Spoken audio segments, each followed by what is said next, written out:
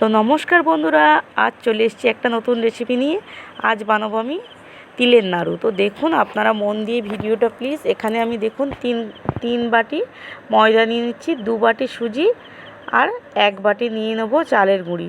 তো সবগুলো উপকরণ দিয়ে ভালো করে মাখিয়ে নেব, আর পরিমাণ মতো লবণ স্বাদ অনুযায়ী, আর দিয়ে দেবো তিল। যেহেতু আমার এখানে তিলের নাড়ু, তাই আমি 300 গ্রাম মতন তিল নিয়ে নিয়েছি, আর একটু নারকেলকে কুড়িয়ে রেখেছি। নারকেলকে দিয়ে সবগুলো উপকরণ ভালো করে মাখিয়ে নেব।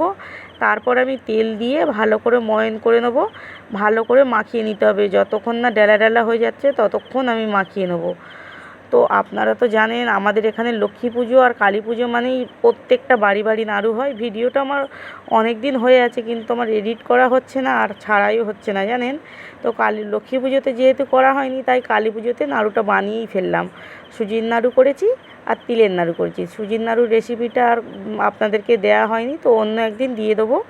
তো দেখুন এই যে মাখানো হয়ে গেছে। এইবার আমি অল্প অল্প করে জল, চিনিটা দিতে হবে পরিমাণ মতন, যে যেমন মিষ্টি খেতে ভালোবাসে। আমি এখানে এই যে ময়দার সুজিটা নিয়েছি, এর মধ্যে আমি 1 কেজির মতন চিনি দিয়েছি। তো চিনিটাকে ভালো করে আমি গুঁড়ো করে নিয়েছি। চিনিটাকে গুঁড়ো না করলে কি হবে, চিনিগুলো দানা দানা থেকে যায় অনেক সময়।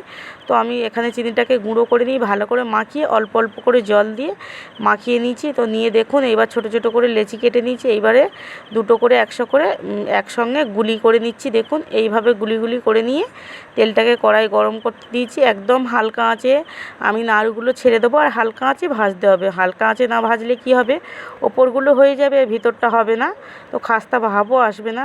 তো ভিডিওটা কেমন লাগলো প্লিজ কমেন্টে জানাবেন। সবাই ভালো থাকবেন, আবার দেখা হচ্ছে পরের ভিডিওতে।